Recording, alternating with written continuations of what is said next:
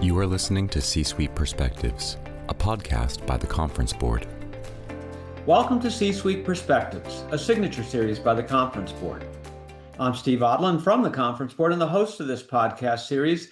And in today's conversation, we're going to talk about what CEOs are worried about now. What are the risks they're looking at? What are their companies worried about as we approach the new year? Joining me today is David Young. He's the president of the Committee for Economic Development, which is the public policy center of the Conference Board. David, welcome. Thank you, Steve. Great to be here. So, David, you interview and interact with CEOs every single day. You hear about their concerns and what's going on. I think if you look back over 2025, gosh, is there any subject that has been more discussed than tariffs? What are CEOs saying about tariffs today? Yeah, Steve, I think you're exactly right. If you look back over the last 12 months, it's really hard to find another topic out there that has been discussed more or that has been more instrumental than tariffs, but even more widely than tariffs, trade policy in general. I think, as you know, CEOs, they like predictability, they like certainty that helps them make long-term, viable, sustainable, strategic investment decisions. And the fluctuation and uncertainty that has been caused around the whole conversation with regards to tariffs has certainly provided a greater number of variables for these CEOs to make their decisions. It is very interesting, as the year has gone by, there were some sweeping tariffs made at the beginning, and now you're seeing a move towards more and more trade agreements and bilateral trade negotiations taking place on behalf of the US government. I think the general consensus as well, especially when you speak to economists, is they view tariffs as a tax. And a lot of the CEOs who are CED trustees that we're talking to are trying to wrestle with, okay, what do we then do? Do we absorb those increased costs within our existing operating structures and business models, or are there opportunities to pass that price increase along to the consumer? And I think there's an interesting part there is you better know your consumer very well if you're going to pass on increased costs to them. You better understand the price elasticity and also the future demand. So we're definitely seeing the CEOs that we're speaking to wrestling with a wide variety of drivers and restrainers with regards to tariffs. The other thing I think that is important to take into account is how the tariffs then impact very complex supply chains that are global and fast moving. And how can CEOs then look at these supply chains and build in greater operational agility, greater diversity, greater resilience to ensure that they are shoring up the financial viability of their businesses, their returns to shareholders, and also resilience within those global supply chains. And we can get into a little bit more detail. Yeah. And I think one of the biggest concerns was that these tariffs would flow through to the consumer primarily and drive a great level of inflation. But in fact, they are being absorbed a bit along the supply chain. So the early suppliers or the ingredient suppliers, some of the foreign suppliers are absorbing 10 to 20% of it. And you see the end consumer, depending on the product and the company, absorbing 30 to 50%, but the rest are hitting the margins of the manufacturers and the retailers in between. So it's really spread out. Nevertheless, that's a drag on margins and profitability, but it is getting through to the consumer, and that raises concerns. Yeah, and I think you bring up a great point here. I think it's on a case-by-case basis, industry by industry, company by company basis as to how each of those companies are navigating these challenges and where the price increases, if they are applicable, where they are being absorbed. It's interesting that we have this conversation with a busy retail season coming up. And when we speak to the CEOs and I ask them, hey, how are you actually navigating some of these challenges? And the general thinking is some organizations, some companies can lean in and have a ability to adjust and pivot, and others are kind of taking more of a wait and see approach. But if you're in the retail industry and you're approaching this busy holiday season, you may not have the ability to wait and see because you have to make pricing decisions now based on what you're hoping to be a busy commercial season. And that means you have to anticipate what future demand will be. You have to understand your end user, your consumer, and you have to understand how price is going to fluctuate as a result of potentially increasing prices. And so that's why I say I think this is one of the best examples out there in terms of it really does show that there isn't kind of a one strategy fits all with how people, CEOs, and organizations can approach navigating the uncertain times caused by tariffs.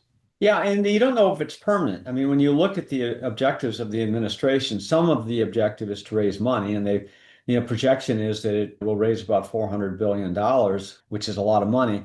But another objective is to get to better trade deals, more fair trade deals. So they're launching the tariffs in order to get the other countries to lower the barriers, which means that they're temporary. Others are being used for geopolitical purposes to punish certain countries for buying Russian oil. So there's a lot of different objectives in this, but to the extent that the objectives are short-term and are cured, then the tariffs should come down, the cost should come down. And so companies have to deal with that because if a lot of companies can't really get price reductions through retailers or through to the consumer. And so they have to be careful about not raising the prices too much in case these things come down because they can't adjust it. So all of these things are part of the risk profile. Yeah, and I think so. Two quick points on this one.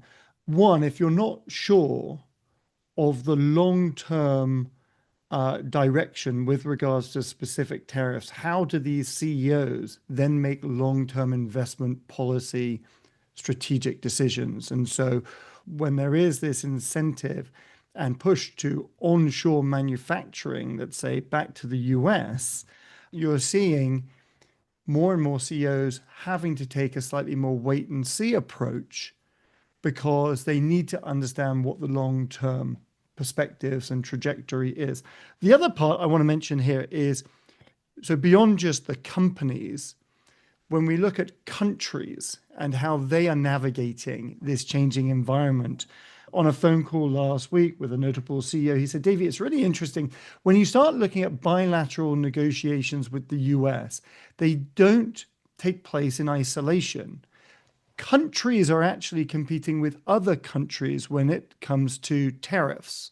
So it's not just a potential tariff increase from the US on another country.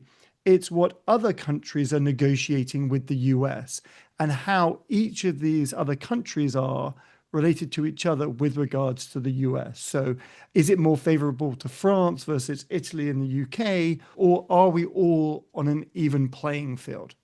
Well, and it's interesting. You've got a lot of CEOs who are out there, American CEOs who are out there lobbying for more tariffs on competitors, essentially, foreign competitors, because they're trying to get a leg up on the competition here, which you scratch your head a little bit and you go, wow, that's do we really want that going on? But that's happening as well here. Now, there is the Supreme Court case, which is out there, which likely won't be, the decision likely won't be announced till next year sometime. But talk just a minute about that and how that could impact things, and because that's another layer of uncertainty and risk.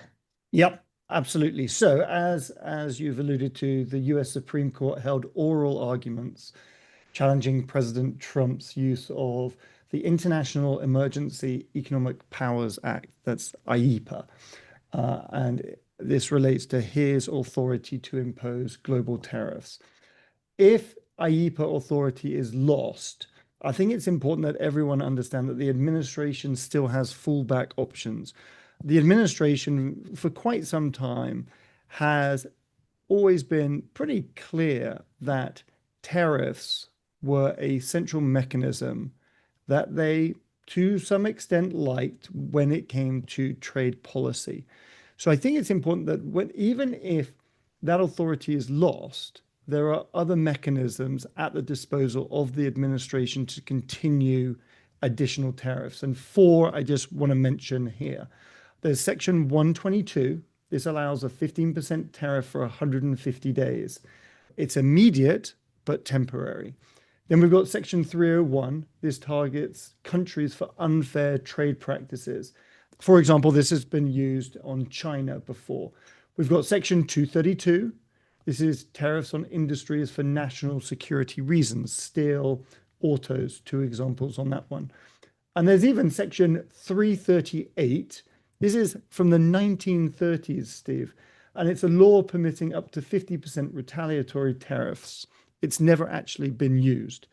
So I think it is important that regardless of the Supreme Court's decision, albeit very important, there has to be this understanding that most likely for the next 3 years of this administration, tariffs in some way, shape, or form won't go away. They are viewed as a valued and valuable mechanism by which to alter trade policy. Okay, so what you're saying is even if the Supreme Court holds for the plaintiffs and overturns the president's use of tariffs under this IEEPA, this emergency law, there are lots of other reasons that or laws that the president could just reinstate the tariff. So your point is it's a core fundamental strategy. It's going to be out there in one shape or form at one value.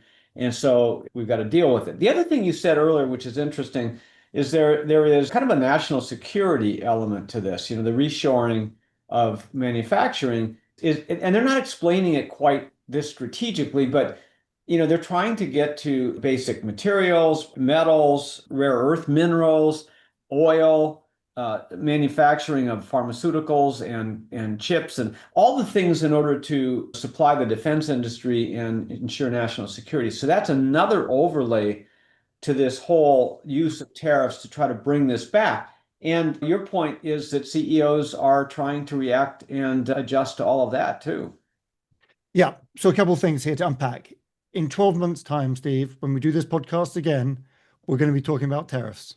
I have no doubt about that. And we'll be talking about trade relations, and CEOs have to take that on board and start really thoroughly, diligently looking at their global supply chains, how that impacts their operations and their financial viability, and also, as best they can, understanding their consumers. The other thing, when you mention national security, the question is out there. Do you want to be reliant? Does the United States want to be reliant on other countries, some of those countries viewed in some way, shape, or form as adversaries? Do we want to be reliant on them for national inputs to our infrastructure, to medical equipment that are central to the future viability and safety and security of the United States? That's the question at the crux of this. Yeah, really important questions. We're talking about tariffs and the risks that CEOs are facing today. We're going to take a short break and be right back. What does the future of work mean for your employees? How will your company navigate the future of AI? Will there be a global recession? At the Conference Board, our experts translate the latest research and economic analysis into insights and real-time problem solving for your organization. Membership at the Conference Board provides your team with an assortment of knowledge from economics, marketing and communications, governance and sustainability, public policy, and human capital.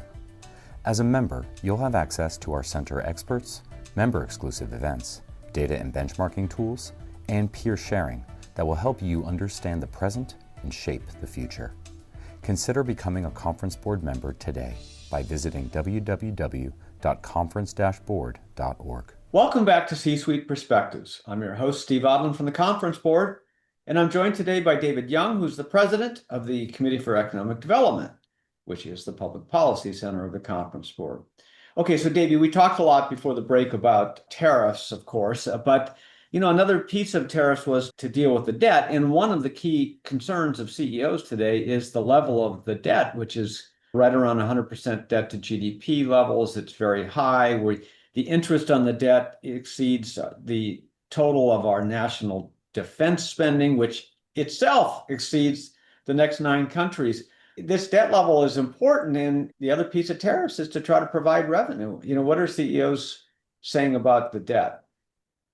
Yeah, so As we go back over the past couple of years, fiscal responsibility, debt levels, continuing deficits are a central and increasingly important part of the conversation and at the forefront of CEOs. And I say increasingly because the debt is increasing. And if you look out, you said 100% of debt to GDP, it's not reducing. It's not reducing to where CD would ideally like that goal to be, which is closer to 70%. In fact, if you look out over the next decade, there are strong arguments out there to say it's going to reach and or potentially exceed 200%. When we look at the mechanisms here, there are 5 variables I think important to consider when we look at debt and deficits. We can tax more, we can curb spending, we can grow our way out of it. And then we've got to consider inflation rates and interest rates. Steve, you mentioned interest rates. They're critical because if the debt level is increasing, we've got to service that debt. And the higher interest rates are, the higher that cost of borrowing will be. So all these 5 factors cause this very intrinsic, complex web of causation here. As you start looking at them, it's really hard to figure out what is the golden ticket that's going to get out of this, right? And I think one of the key things that has to be recognized is there has to be greater growing nonpartisan conversations between elected officials recognizing the need and severity to find a solution. The problem here is sometimes what's in your personal individual interest is not in the interest of the whole.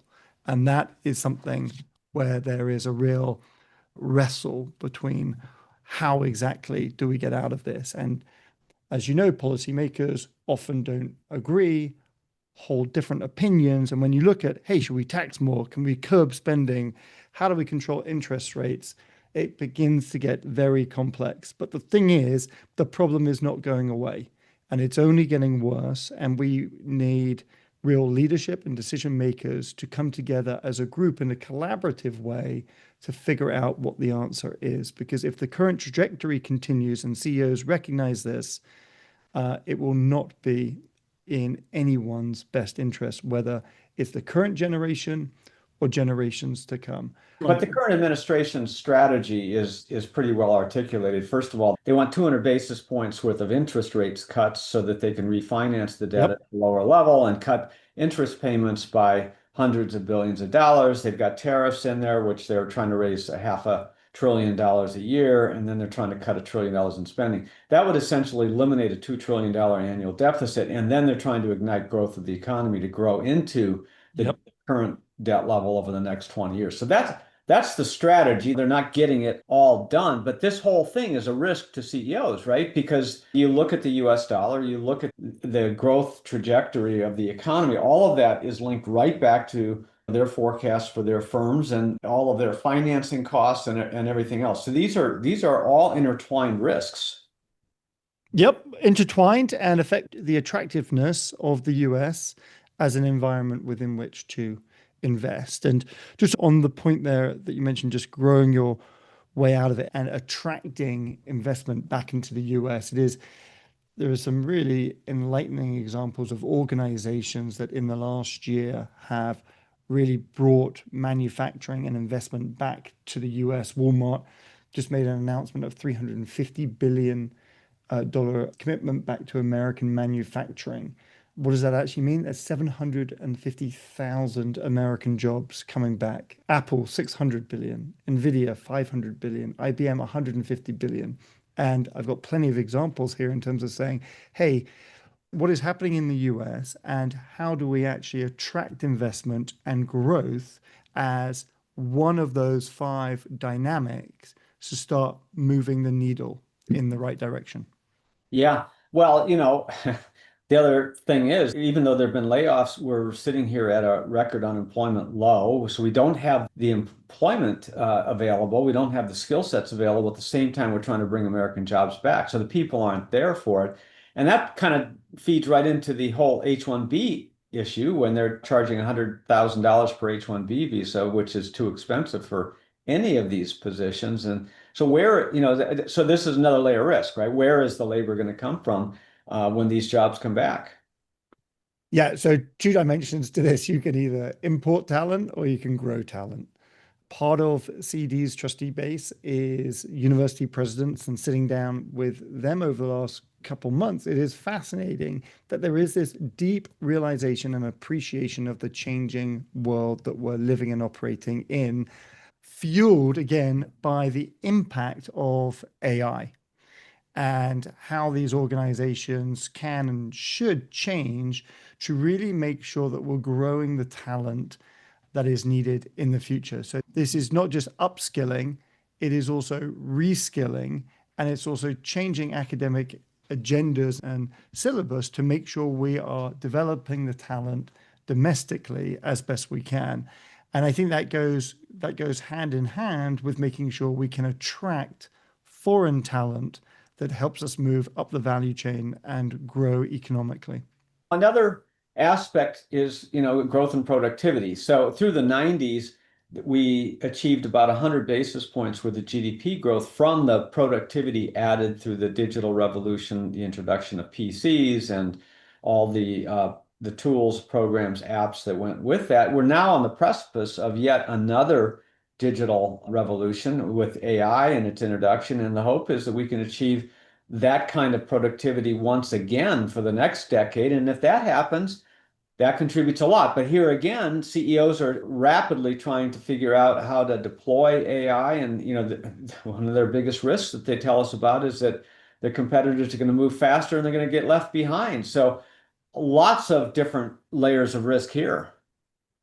Yep. And an unquestionable part is the risk. And I think there has to be this appreciation that every company is going to misstep in this realm. I think when we look at AI, where are we in the maturity of it? We're in the infancy stage. Everyone's trying to learn, right? We've got multiple generations now in the workforce trying to get their heads around it. So I think there has to be this, we say this, you and I, Steve, have spoken about this ability to lean into the unknown when it comes to AI and test and test and test and create these environments where we can do that efficiently and effectively. And the better we can do that, the better we can deploy it internally to drive those operational efficiency gains. With regards to like the return on investment of those activities, it's hard to see, but they CEOs and senior executives have to be diligent and thorough with regards to how exactly they are deploying AI. And I think you can also, in some respect, reverse engineer it. Where is AI most applicable and practical to give us the best, most efficient, most effective gains possible? Yeah, but if you can deploy AI in all of these repetitive tasks and take out, that labor that is being used for these low intellectual kinds of jobs, it does give you hopefully the ability to redeploy labor into higher order work. And that's essentially what happened through the 90s and hopefully can be then a source. But those are different skills than what those people are doing today. So you have to then deal with reskilling, another whole set of challenges. Yep. And maybe with that realization, maybe the creation of new industries and new businesses that are enabled to help upskill and reskill. So I'm a big believer that its glass is half full and that there should be optimism behind it, as there has been in the past. Yeah, that's absolutely correct. And so we'll see. I mean, there's a lot of money being thrown at this, and they've got to try a lot of different things, but it could be this great source. Another thing that was impacting organizations is the government shutdown that we went through. But there's another possibility of going through this again at the end of January because the CR that went through is again only temporary. It goes back to Washington not functioning properly and the Congress not passing budgets and having regular order. Is this ever going to end? The government has passed the budget on time since 1977 four times. The last was in 1997. So if we go on history, is it going to end? No, very unlikely. The hope is that the lessons can be learned and policymakers hopefully can be more efficient and effective and talk collaboratively across the aisle in recognition that this is having direct and indirect impact on citizens and businesses and economic growth. You're exactly right to say that come early next year, we could be in exactly the same situation that the US has been going through the longest shutdown in US history. I'm hopeful we're not in that situation, and policymakers and decision makers have taken on board the political, economic, and social implications that have happened over the last few weeks. But businesses and CEOs, they should prepare for every scenario, as should individuals that could potentially go again without paychecks. So there's scenario planning at every level, sadly, at the moment in life, whether it's at the government level, at the business level, and at the individual level. But yeah, the year will start off 2026 in a precarious position, knowing that they've got to finalize a budget for the year. Yeah, and the conference boards tool, the Gray Swans tool, could be very useful to CEOs and business leaders. You can access that at our website, tcb.org, and just put the Gray Swans into the search bar. But we have a tool that allows people to customize the kind of risks that would impact their company and industry and what they should do about it. So it could be useful. So David, to wrap up, what are the top 2 or 3 risks as that CEOs should be thinking about as they enter 2026? Yeah, so Steve, a couple of these we've obviously talked about: trade policy and tariffs to continue in the year ahead, and CEOs can't take that seriously enough. The second, fiscal responsibility, debt deficits, and the budget for the year ahead. And then the other challenge, I think, will be just the partisan divide. And this is not just in the US, this is around the world. This partisan divide and how to bridge it, and what is the role of business in helping to facilitate that, to move the nation forward. It is, as we know, in everyone's best interest. And it does take nonpartisan, collaborative dialogues and discussions to come up with effective, long-term, sustainable policy decisions. And that is in the best interest of every individual, every company, and the nation as a whole. Yeah, and business leaders should engage with the conference board. I mean, we're facing exogenous pressures like we've never seen before in terms of, impact on businesses, whether it's inflation, tariffs, trade, supply chains, geopolitical situations, on and on and on and on and on. Normally, you look at your company, your customers, your competitors, but more and more it's the outside world, all of these other forces that are impacting the businesses more than ever before, and hence have created the greater risk profile. But we're here, and we exist to provide trusted insights for what's ahead for all of our members. David Young, thanks for being with us today. Thank you, Steve. And just to emphasize that last point, and we hear this across the CED trustees, that they want that dialogue from a diverse range of backgrounds, whether it's academia and the university presidents, whether it's CEOs and also policymakers. And the more we can facilitate that at the conference board, the more we can move effective recommendations and solutions forward. That's terrific. Well, thank you very much. And thanks to all of you for listening to C-Suite Perspectives. I'm Steve Odland, and this series has been brought to you by the Conference Board. You have been listening to C-Suite Perspectives, a podcast by the Conference Board.